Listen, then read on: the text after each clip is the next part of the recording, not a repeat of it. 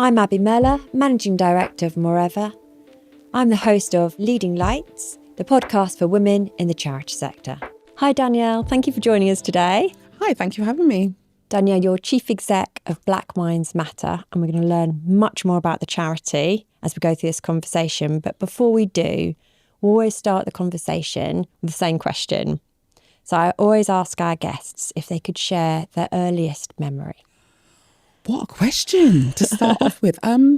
It would have to be eating a chicken drumstick at a school outing in primary school. Where were you at school? Beaconsfield, I think the outing was, but I was at school in High Wycombe. In High Wycombe. And how old would you have been eating the chicken drumstick? It was a very nice chicken drumstick. My mum roasted it, yes. About 6, I think. And what was life like at that time? That's a question. Tough. Okay. I had a really difficult childhood. I was born to 2 parents from the West Indies, both of them born in the West Indies. They were very young. My mum was 21. My dad was 22, I think, when they had me. And unfortunately, my dad was unwell. So what we now know, has a diagnosis of schizophrenia, but he was very, very unwell. And so it was quite chaotic, quite a lot of challenges, I think, as a mum now. I recognise what my mum probably went through with me and my brother. But it was a bit of a tough childhood, I think. And how did you manage that? I didn't as a child. And it's fascinating. I was speaking to somebody the other day and I said, I didn't realise that I was living in that chaos. I was a kid and I knew that there were some difficult times. I knew that my mum was really challenged. I knew that my dad was very unwell, or what he was doing wasn't kind of conducive to a happy life, happy childhood. But I think it was one of those situations where my mum did her best and to protect me and my brother and make sure we were okay and as safe as we could be. But yeah, it was challenging. We lived with domestic violence. We lived with poverty, within poverty. We lived a really challenging and difficult life. But it's only now as an adult that I recognise that mental illness was a part to play in that. That often happens, doesn't it? Especially you mentioned that you're a parent. So you've got 2 children, is it? 2 beautiful children, 17 and nearly 16, yeah. Wow, so teenagers. That's a whole nother podcast, I think. Yeah, we'll save that one.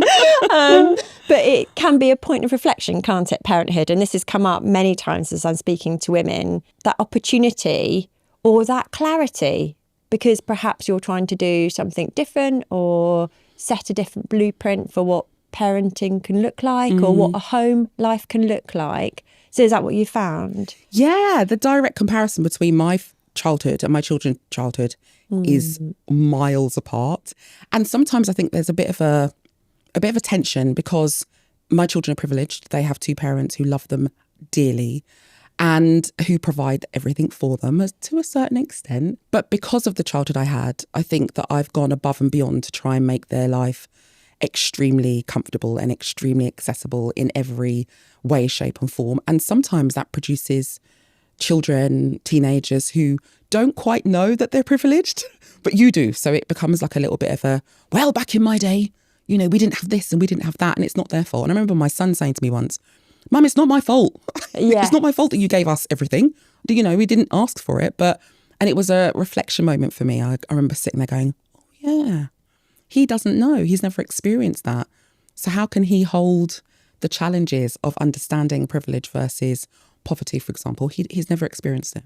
But do you talk openly about what your childhood looked like? Yes, absolutely. I think it's important that children or the next generation understand that whatever their parents have been through, they've had their life before the children came along. They had their own life. They were children themselves. I think sometimes teenagers think you were born an adult, with no experience of your own. So yeah, we've got a very open family dynamic at home. Sounds incredible. And tell us when the change happened then. So if childhood was hard, what were the steps then between a change that must have happened at some point and then where you are today, a leadership role? Yeah, gosh. Talk us through those kind of key moments. Yeah, so I think another memory of mine was being taken out of school. And it was the last time I was in school, primary school. And the door of the classroom opened, and I remember the teacher speaking to the other teacher, pointing at me, and then I kind of was taken out of that class. And she held my hand and took me to reception, where I was met by my mum. And we got in the back of a car and we drove off. And at that time, what I didn't realise was I would never see those kids again. I'd never go back to that school or even go back to that town. And we went off to Women's Refuge. And we then spent 2 years in Women's Refuge with a lot of other parents, a lot of other children who had been through the same experiences as my mum. And it was then that our kind of life started to build again. And I look back at this and think to myself that my mum was 29 years old when we moved, with 2 children in tow, to a place where we'd never been before, never experienced before. And I think as an adult with 2 children, I think about, damn, like, how did you do that on your own, right? Like, the utmost respect for her. And so we lived in this refuge, and we were rehoused, and we had a house in the country. And I remember it was really interesting because it was a very white town, and we didn't see anybody that looked like us. And at that time we were in the house, and my mum was quite rightly, you know, a little bit like, oh, where are we? What do people, you know, how do they look? How are they going to behave? And she looked out the window one day and she saw a woman who who baked my wedding cake many, many years later, and I call her auntie. And she was another black woman in the village, and instantly they had a bond. And then I think that we started to truly live a childhood, because the childhood previously that I recognised was one that was fearful and difficult, and was born out of increased anxiety all the time as to how my dad might be, if he was unwell, if he was going to be violent or anything like that. So from that to open fields, friends, summers that were spent out on my bike and, you know, doing things that kids do. And don't get me wrong, it was still tough. My mum was a single parent. She, at the time, was doing an access course to try and get into college and doing things to kind of keep her busy. And I had my friends, and it was brilliant. I had such an amazing, from the age of about 8 or 9, right up until I left home at 17, I had the best childhood. It was everything I wanted. And even though we had nothing, you know, we had nothing. So I was one of those kids that had free school meals. I had the school uniform that came out of the box in reception, you know, that kind of thing. There's a lot of shame around poverty, and and kids can be cruel, as we know, but we did our best. And so from then, I remember becoming a teenager in a little village, boring. There's not much to do. I can relate. Yeah, so boring. And I got to about 16, 17, I'd finished school, finished college. And my mum said to me, Danielle, there is a big world out there. You need to go find it. And so I left home at 17 with her blessing. And I moved around from house to house. And back in those days, you would get a paper and find like an apartment, and I was lodging in people's houses. The loot, yes! I was in the loot, yes. So I used to look at the loot and pick somewhere random. I didn't know London very well, and I moved to London, and I got a job in, where did I work? Living Well Health Clubs, and I was a receptionist, and it was awesome. And I had a really active social life and lots of friends, and I worked my way up. And it's interesting now, I think, that we've sometimes can be so prescriptive around life, around what you're supposed to do and how it's supposed to work. And I am the complete opposite of that. Yeah. I'm of the ilk that actually sometimes you just need to take a punt. Sometimes you just need to follow your gut or follow the opportunities and see where they lead you, because every decision I've made to this point hasn't been made with intention, but I've ended up running one of the most important organisations that I've ever come across. So your decisions led by your head or your heart? I don't think they were led by any of that with intention. I think that they were done out of an opportunity. So, you know, for example, the Living Well Health Club was just, they were advertising. I went along, got the job, and I moved from there, and I went and worked in Jane Norman on Oxford Street, banging clothes. Yeah, just like, absolutely. you know, to get some clothes. And then I became a receptionist, and then I worked my way up to facilities. And I worked in some amazing organisations. I worked at Radical Media. I met quite a few famous people because we did post-production. It was just opportunities that I saw. So were you living in the moment, or were you looking ahead thinking, okay, this is a means to the next job and the next job? Or were you just... It was a bit more survival than that? Or more... but even, I don't even know whether it was survival. It was just opportunity. So I used to move around. I get bored. So I used to move around a lot. And I remember on my CV writing, I said at the top of my CV, I am a troubleshooter. And as the first contact for any organisation, I'm happy to introduce them to the work that we're doing. So receptionist, making sure I was at the front of house, making sure that I was in positions where I got to speak to people, because I've always loved people and I like speaking. So it was just opportunities, and I would get bored in a role and I'd find something else and move on. How was your relationship with your family during that time? Yeah, so I remember sending my mum home money because at this point she'd decided to go into social work. So she was at university. And so I used to send her like £100 a month, I think it was, to help her buy her books. And my brother was at home. And I was very close. I was always down there at weekends if I wasn't out raving. But I'd send her money and I'd check in with my friends. And so I was still very close. My mum and I are extremely close. So I'd use a phone card. And I'd walk to the local phone box and ring her every night and just check in and make sure she's okay. And she'd check in and make sure I was okay, which she still does, I might add. Oh. But yeah, extremely close relationship with her. So now we've been through a few jobs, different roles. There's still this big gap between that and where you are today. Yeah. What were those stepping stone moments then? I was working as a facilities coordinator at a mortgage company.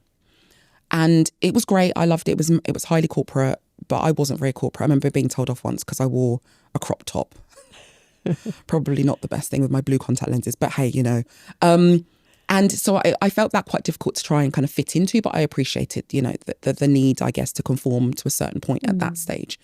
And I remember saying to a friend of mine that I really want to help parents, or mums specifically, save their kids' lives. Now, when I think back to where this came from, I think it's because I've always been a massive fan of Casualty in Holby City. And I remember, if I was ever going to do a job, if you used to say to me when I was a kid, what do you want to do? It would be a doctor, or a surgeon.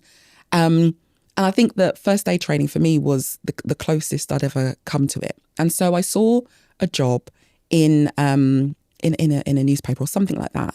And it was looking for first aid trainers at St John Ambulance. So I remember being in this facilities role going, one day I'm going to do this, but how do I do it? So I remember contacting St John Ambulance, and at that time they were looking for first aid trainers. So it's, really serendipitous. And I remember saying, right, I'm going to go for that job. And I did. And what was interesting is at the time I didn't know that I had to teach them something. And I was like, I'm not a teacher. And I remember my then boyfriend, my now husband, saying to me, teach them anything. You'll just need to speak to them. It'll be fine. It's like, okay. So I thought about it for a week. And I was like, I'm going to teach them how to sing, because I sing. Okay. And I was like, right, I'm going to teach them how to sing. And so I walked into this room. I had a panel of 4 people, and I stood up and I told them what I was going to teach them. And I made them do an activity. And by the end of it, they were all belting out this one note. It was hilarious. And I got the job.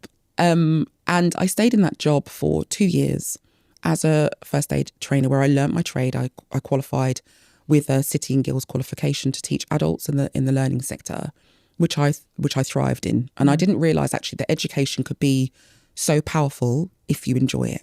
Yeah. And so I did that course. I flourished in that job. Absolutely loved it. I had a stage. I could speak to people, teach them things. And the feedback that came from them was just phenomenal. Like, Danielle, I used that skill you taught me and I saved my baby, or whatever it may or may not be. And it was beautiful. And then the idea of building my own organisation was at the forefront of my mind, but I don't know why. It was like a driving force that I'm going to set this company up and I'm going to teach people how to save their kids, because everybody that we were teaching within St John Ambulance were people who had workplace responsibilities. Yeah. It was first aid at work. Yeah. They didn't really want to be there until they were in the room and realised actually that it was a transferable skill that they could use with their family and friends. But I had this driving thought to do this. And I remember saying to a colleague of mine at the time, I'm going to set this company up. And so I fell pregnant with my son in 2000. Well, I had him in 2008. And in 2009, my daughter came along. And then I started to think about, actually, because I had babies myself. And I remember thinking, man, what happens if she or he chokes? I know what to do, but all these parents don't. And specifically, the parents of the kids that were living in that refuge all those years ago would never have gained the access to the skills that I could pass them on. And so I decided that I would set up this company And I remember my husband buying me my first set of mannequins. And I had some friends who had kids, because that's what you do when you have children. You kind of meet other parents. And I held the first aid training course in my living room when my daughter was 5 months old. And I ran through this program, and I remember writing this course really quickly. And it was about 2 hours. And I covered choking, CPR, and answered any questions about childhood illness, etc. And it went really well. And so I was like, wow, I've just done my first course. And then what I didn't know at the time was one of those mums was actually part of the NCT. And she went and told her NCT friends. And then we had another session. And at the time, it was the NHS Sure Start Centres. And so somebody got hold of somebody that had a Sure Start Centre in our town. By this time, I'd moved to Hertfordshire. And she contacted me and said, oh, I hear you're doing first aid training. I'd love for your organisation. And I was like, organisation? Oh, I'd love your we've become an organisation. Yeah, to come in and deliver these workshops for our parents. I was like, yeah, sure, no problem. Yeah. And I remember being on a call with her, and she was saying, well, what we would need from you is, a copy of your employee liability insurance, and I was like, yeah, sure, no problem. I remember holding my daughter, writing these things down and shutting the door at the same time because my son was screaming his head off, going, yeah, no problem, I'll get that over to you. I didn't have any of that. Yeah. But I quickly found it. And I remember finding the council-run business centres at the time, reaching out and them giving me my early seed support, I guess, not financially, but this is what you need to do. This is how you register your organisation. This is what you need to be, limited by blah, blah, blah, whatever at the time. And I remember saying to my accountant, because I hate numbers. So I remember when I first had my organisation, I'm going to get an accountant from day one to help me understand numbers. And he was like, why are you setting up a limited company with a clause in it? You don't have to. And I said, no, but I want it to be about people. I don't want me to kind of sit there with all this cash, potentially, and it not to feel important for the community. So I had a clause in my limited statutes saying that I wouldn't take any more than like 50% dividend if dividends was available. And then the CIC model came out in 2015. And so the community interest model, which is a company limited by shares or guarantee, but there's an asset lock. And so I decided that I would set up ABC Life Support with an asset lock, which is refuge.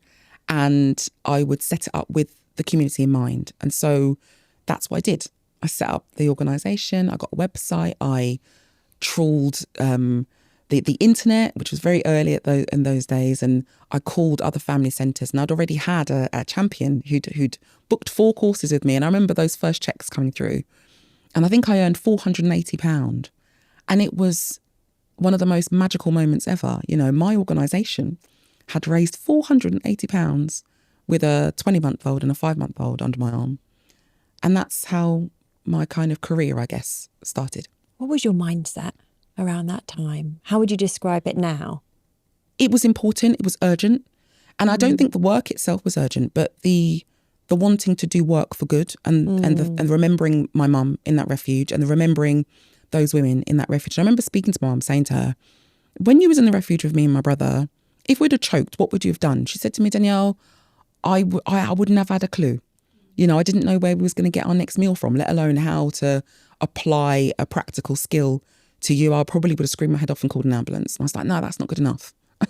There is no reason why a group of individuals can't get access to a skill that people are paid and often reluctant to do in an organisation. That doesn't make any sense. And your kids are the most important thing to you. So arming parents with the skill to be able to intervene and potentially save their kid's life was a driving force for me, and it was urgent. And what did it give you? Like, being successful, having started that up, what had that given you to then go on? I don't think it gave me anything, again, with intention. I think things happened. I never took the success of the organisation to my head. It was something I wanted to do because it was important work. So I found it difficult and still find it difficult to kind of shout about it because it's important to me. And there are very personal reasons, which I've shared today, as to why it's important to me. But not everybody needs to know that story. They just need to benefit from from the skills that we give. And so it wasn't with intention that there was a difference in my understanding. I knew that I was doing something important and I wanted to carry on doing it and to reach as many people as I could. I think it's incredible, the skill side of things, but also something that comes up a lot with me. We started MOREVER, my husband and I, so I think we registered in the October, and I had my second child, my son, in the December. And then we took our first big project on in the February.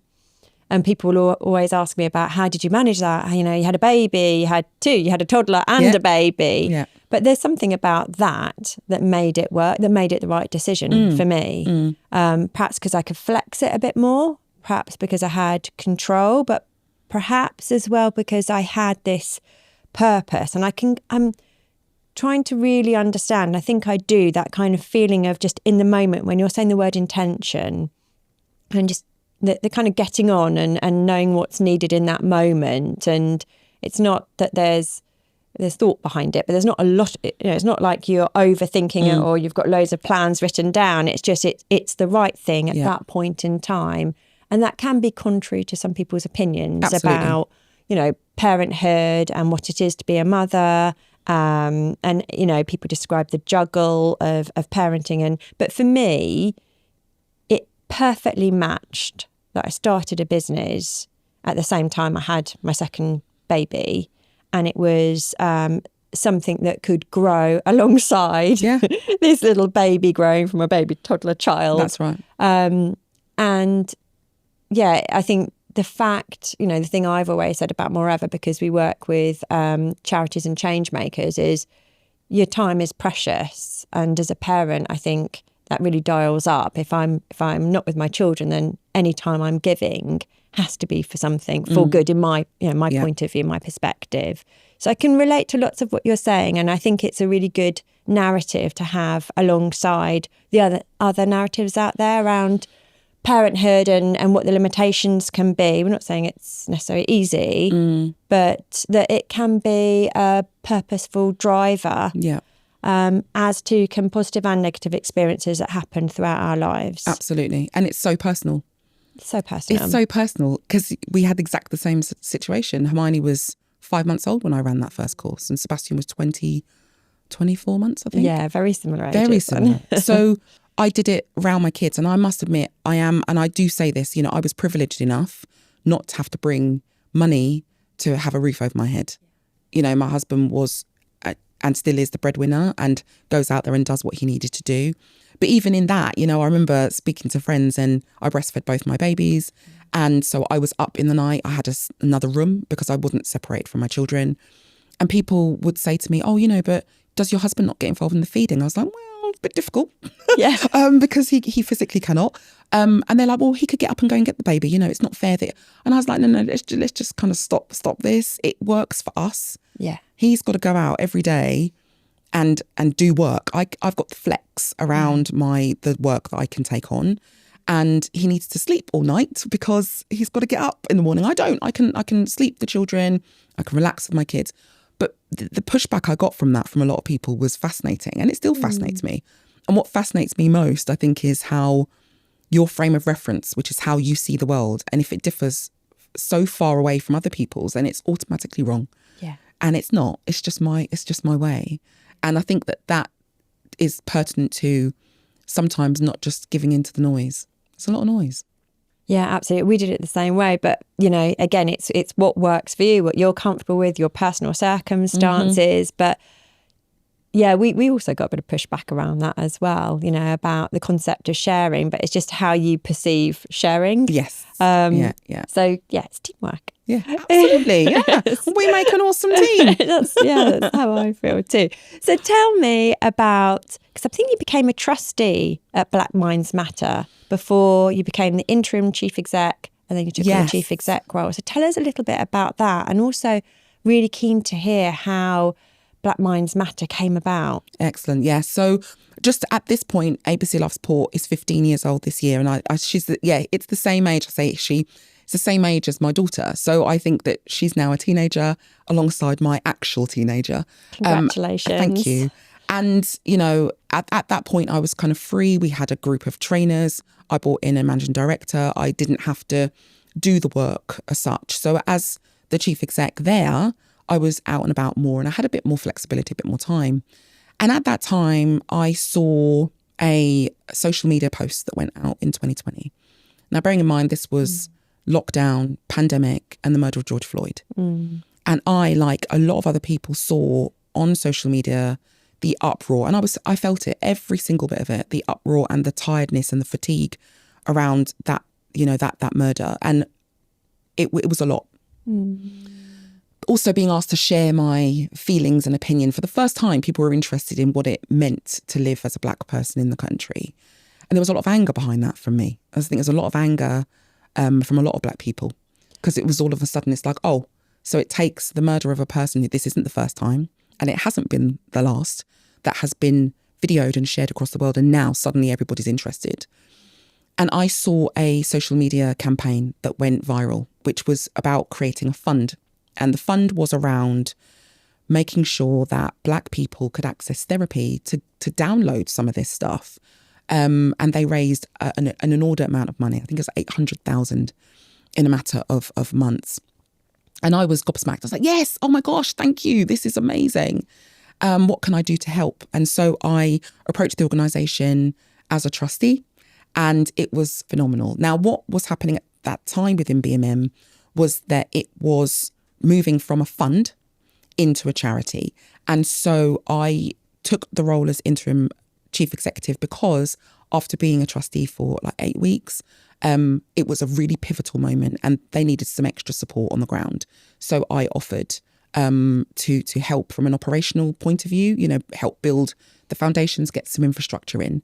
And that's kind of it, really. So I was asked to become interim chief executive in 2023. And then I held that position for a year. And then I moved into the post fully in January 24. So Black Minds Matter is 5 years old. 5 years old, yeah. And you celebrated recently, didn't you? We did on Friday. On Friday. Yeah, so it's a real moment in time. I think most people would be familiar with George Floyd, but I'm just wondering about anyone that's listening to this that doesn't know too much. Can we just go back and talk a little bit more about that murder and why it mattered so much? Yeah. So George Floyd was a black man who lived in America, and he was stopped by the police, and the police pulled him out of his car. They felt that he was under the influence of drugs and proceeded to restrain him. And they restrained him in such a way that it took him minutes to die. And all of those minutes were recorded and shared via social media. And there was uproar, absolute uproar. I've never seen the video. I can't bring myself to see it. I don't need to see it to know what happened. And so a lot of people who saw it are traumatised by it. And then what happened after that, you saw an awful lot of those damaging moments towards black and brown individuals being shared as if it was something to see. And I remember myself at that point making a promise to myself that I would never watch anything like that, because the damage that in and of itself can cause the human psyche is phenomenal. And so the reason why I believe that it caused the uproar that it caused, like I said earlier, was because the world was watching. People weren't at work, they were inside their homes, and it caused this freeze effect on the world. This suspended animation where people were able to see what it was like to live and die as a black person in the world. And it was shocking. It was shocking. What you'll find, though, within the black community, it wasn't that shocking.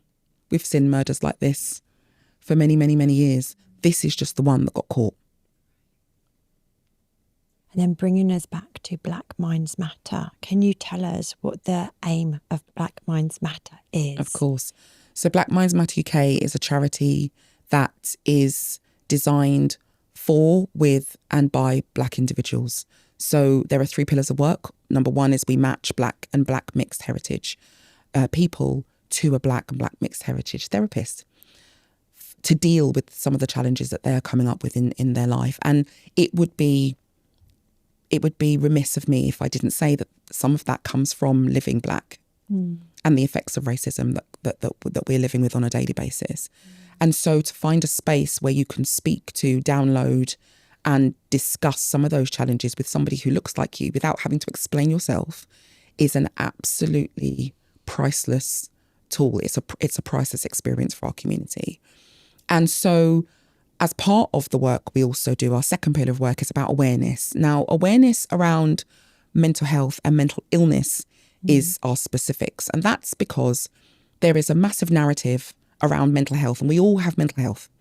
But what there isn't is around mental illness. Now, I've shared my story today. I've talked about mental illness specifically. And the way in which we approach mental health now seems to swallow up the serious challenges that some people live with, because it isn't accessible by an app. It isn't accessible by somebody coming along with a solution. Mental illness has a seriously detrimental effect on the individual and the families of those individuals, and cannot be fixed with an app, cannot be fixed with a solution that is AI heavy. These are people who cannot sometimes function in their everyday lives.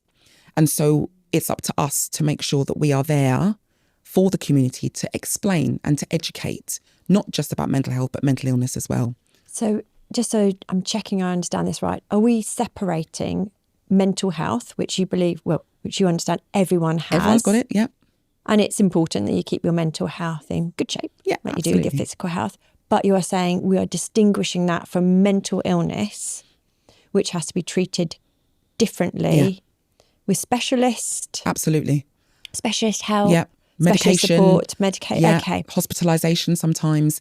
And I think what I see in the narrative is that those things are one of the same, and they're not. Okay. I remember being on social media a few years ago, and somebody had written a post, and they were not being, they're not being difficult. They weren't being horrible about it, but they were talking about what they do when they're depressed, Yeah. And it's like, oh, I just put some music on and I, jump around my house, and tidying the house really helps me. And I'm like, and I remember my shackles going up. I was like, gosh, that's not it, And I remember going back to my experiences with my mother when she lived absolutely with depression. And I'm not surprised she lived with depression after the life that she'd led, for a while. And I remember her not being able to get out of bed, not being able to go shopping, not being able to make sure that the clothes were washed. That came down to me. And I remember thinking she couldn't get out of bed and turn the music on. Yeah. And I got really angry. And it's not to dismiss other people's experiences of depression, because you have people who are high functioning depression. They can get out of their bed, they can go to work, but they are living with some serious challenges. But there has to be nuance in these conversations, because mental illness for those people who have a diagnosed condition which affects their capacity to live their life means that these things are often outside of the realms of their capacity and capability. And one of my questions that I was going to ask you is, and this is again something that we hear a lot in the media, are we on the brink of a mental health crisis or epidemic? How do you respond to that, taking into account the conversation we've just had? I think that we're on the brink of a life epidemic. What do you mean by that? Removing mental health from our lived experience is a problem. When we look at the key, determinants of mental health challenges, they are poverty, racism, misogyny. All of these things that happen within life will categorically have an effect on your mental health. But we can't separate dealing with a mental health epidemic without dealing with a life epidemic, the things that cause those people to become unwell, that compound those problems. If somebody is living with depression and they are on the breadline, they have no housing, they have poor physical health, then it's not the mental illness, it's not the mental health that's the problem.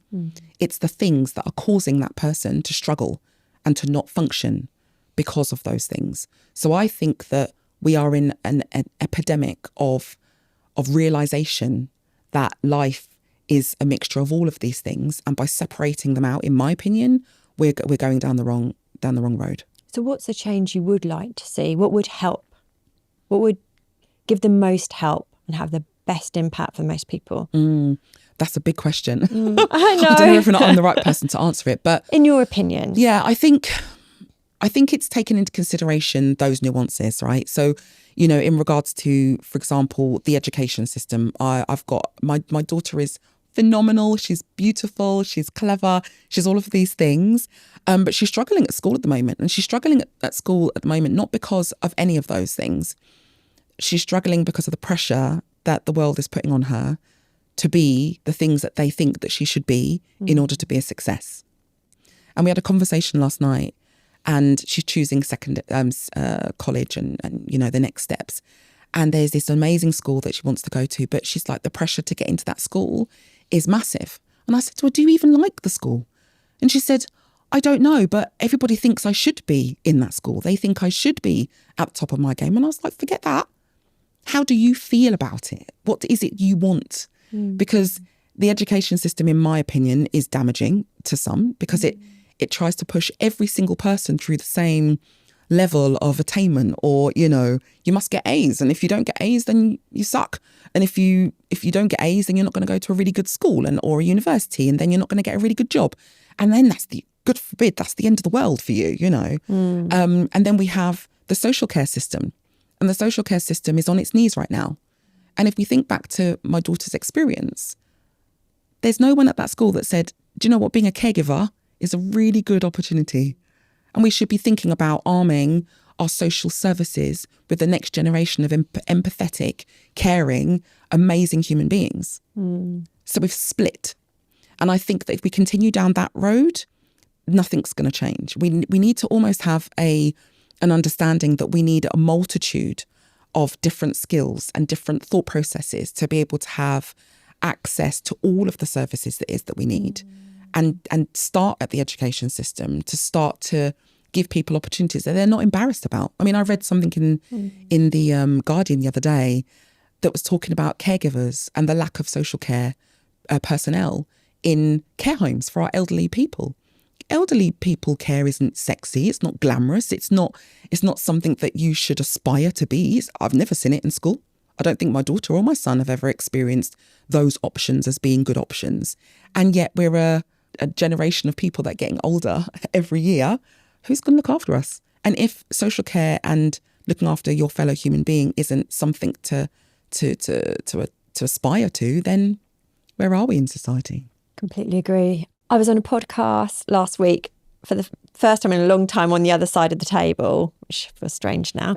And the whole concept behind this podcast is around defining success. And the chap that's leading it, Sam Thomas, leading the conversation, his interest is around what does success look like and how do we redefine it and reframe it. And one of the questions he was asking and one of the conversations we stumbled into was around acknowledging, measuring emotional intelligence at school, empathy, all these other skills that some people have. And I was saying to him, actually, the skill that's most important, other than a can-do attitude and finding a way, a little bit like your troubleshooting, is I need people with high emotional intelligence to be able to do the job well.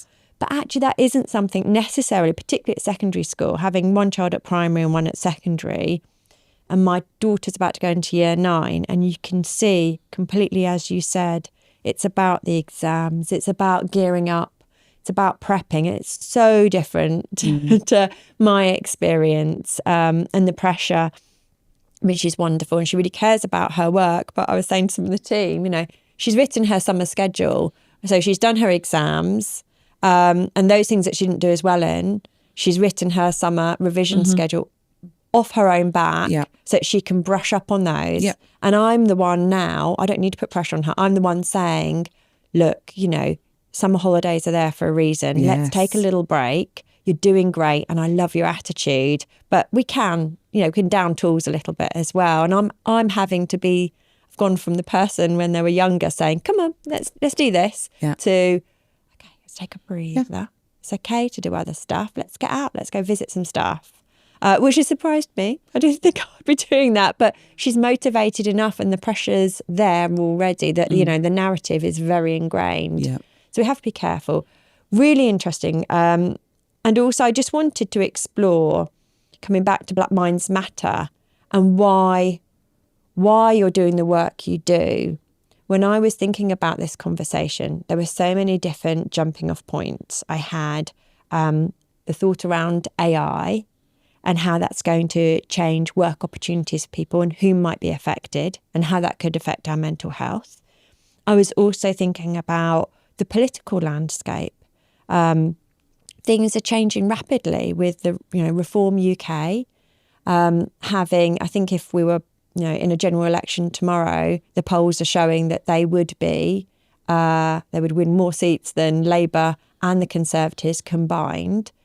Do you think about any of these things, and do you see how, thinking about AI or thinking about the political landscape, how they play into the need and the impact they might be having on black men and women in the UK today? Yeah, all the time.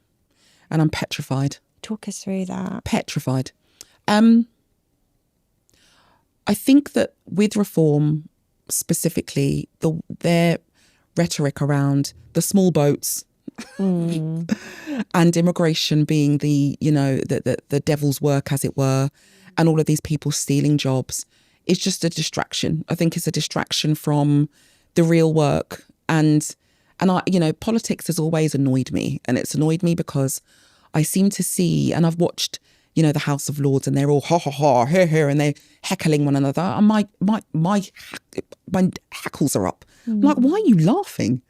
This is people's lives, and you're in there joking about it as if it's something that you can read off of your script and not take home with you, because it's not your lived experience.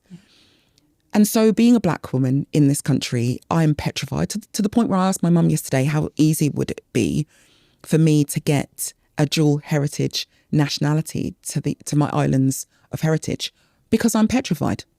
And what are you most worried about? I think I'm worried about my children. I think I'm worried about the open hostility that we now receive. That's being allowed, because if the highest offices in government are openly doing it, then the gates are open. Everybody can have that freedom to do it, and there doesn't seem to be any consequence for that. And so I think from a mental health point of view, yes, there is an awful lot of black people that are thinking differently about the country that they were born in. I was born here, and it's only as an adult that I realise that I have to your point, emotional intelligence to understand the seriousness of the rhetoric that's going on at the moment within the government. And my kids being mixed, my children are mixed heritage, they are seen to all intents and purposes as black. And for them, their experiences in a very white area, I live in a very white area, is very different, and hard and difficult for me to navigate. And so I don't know what the future is going to hold, if I'm honest. And I think that uncertainty as well can sometimes cause you anxiety. I'm angry. I'm frustrated. Going back to my daughter's experience, I mean, she did a talk a couple of weeks ago about, and the heading was, why do British schools not teach about its part to play in slavery? And I was like, damn girl, wow, go. Yeah. She's like, she got told not to write something contentious. So she says, Mum, I've been told not to write something contentious, so I'm writing something contentious. Something uncomfortable. Something difficult to hear. And for me, I was like, yes, well done. And, we kind of went through it together, and I was super proud of her. But again, it goes back to our kids, right? They are the next generation. As Whitney said, the children of the future, right? Right. If they are the ones that are going to do better than we hope that we've done, and those that have come before us, then we have to start by opening the honesty box. And for me, again, even in Britain, if we start to talk about colonialism, if we start to talk about the history in an open way and apologise for it and say, do you know what, that wasn't me, but it was our history. And actually I can tell that that's a really difficult situation, and this is what we're going to do to rectify it. We're talking about at the moment Windrush. My parents are from the Windrush generation. The Windrush generation, or the Home Office scandal, as I like to say, Colin McFarlane, who's running Justice for Windrush, likes to say the Home Office scandal. These are people who were born here or came over here with their parents when we were asked to come here. Yeah. And now are being threatened with deportation because they cannot prove that they are British citizens, and they've given taxes, to this. The compensation that was paid to slave owners who lost their slaves was made in 2015.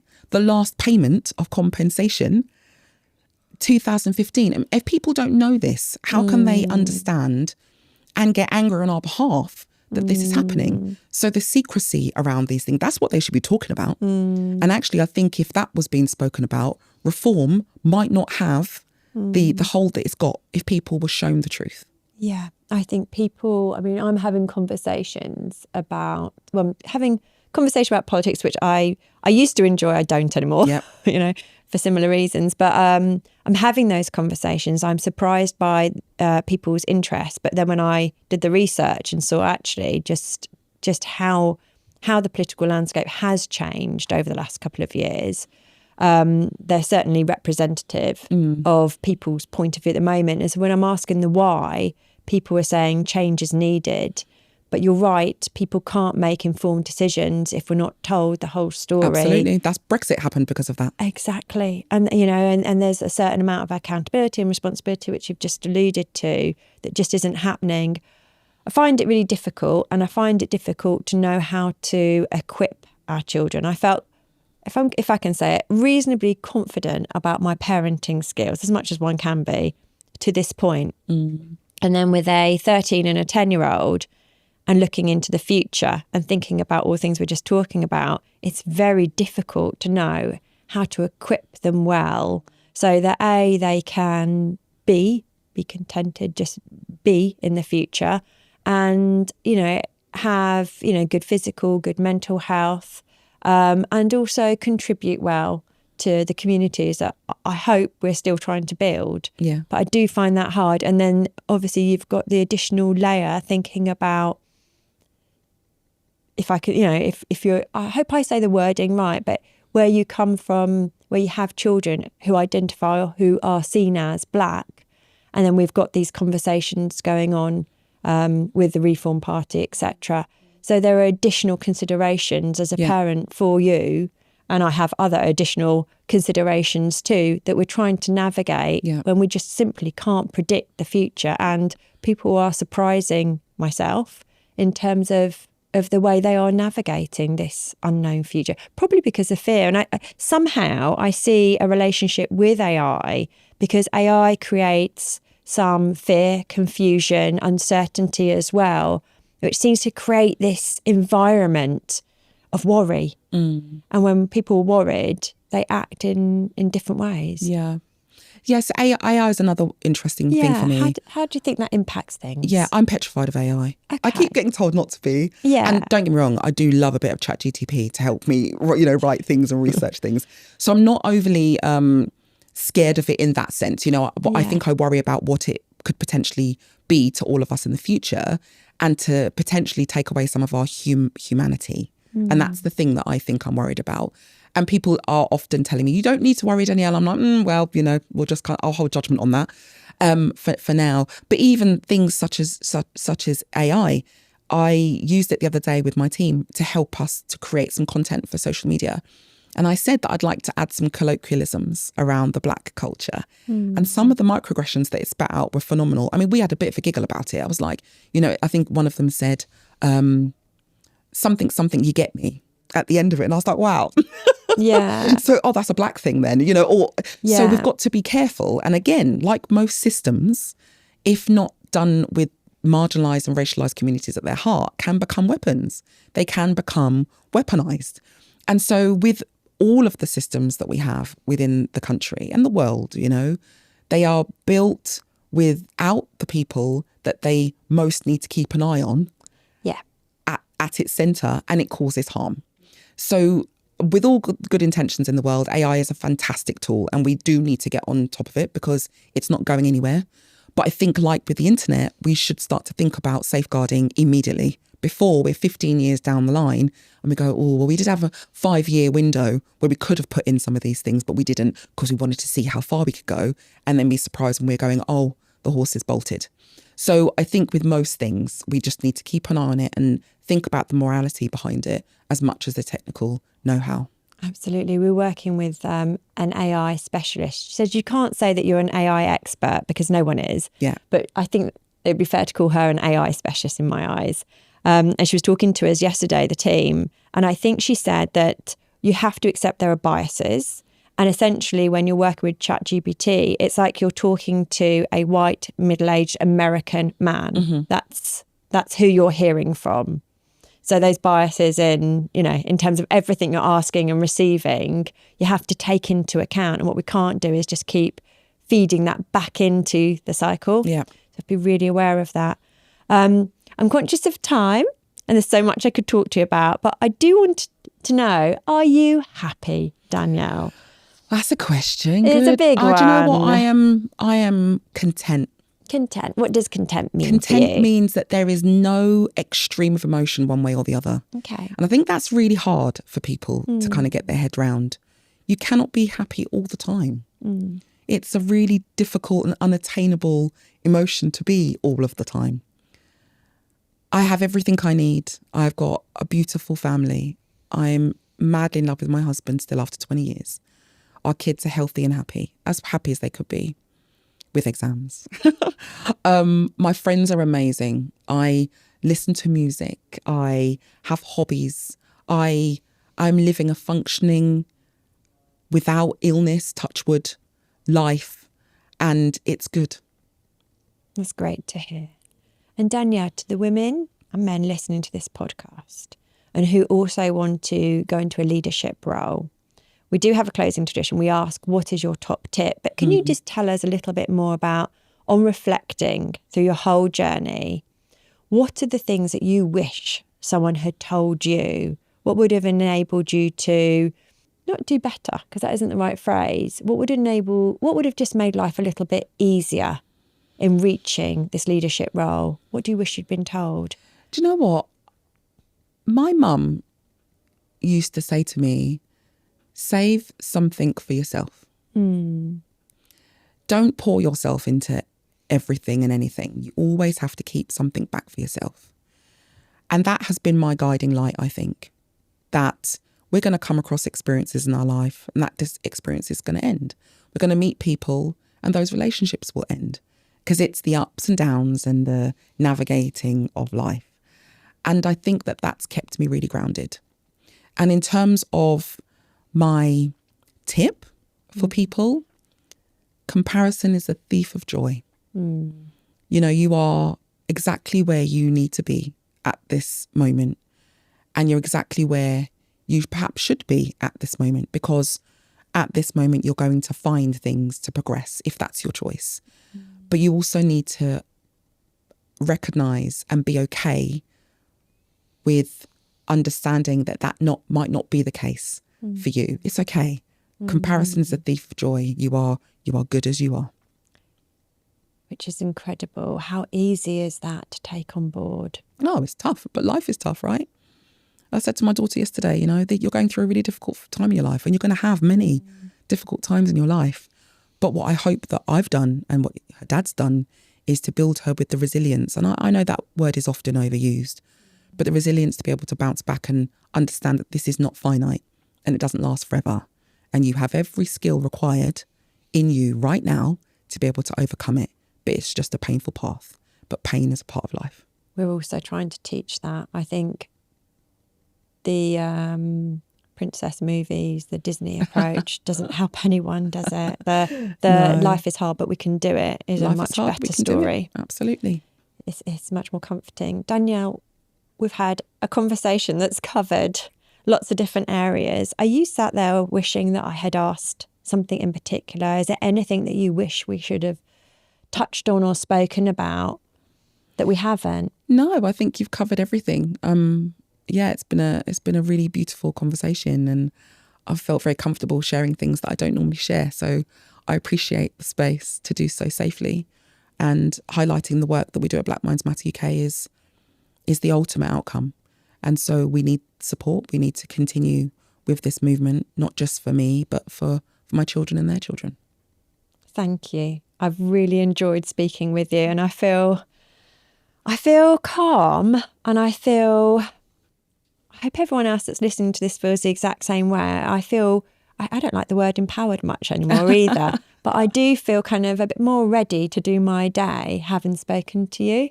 Oh, There's that's something lovely. very comforting about your energy, and I really hope that comes across to all our listeners. So thank you. Thanks so much for your time. Thank you. It's been a pleasure. Thank you for listening to the Leading Lights podcast. Don't forget to subscribe and recommend us to your friends.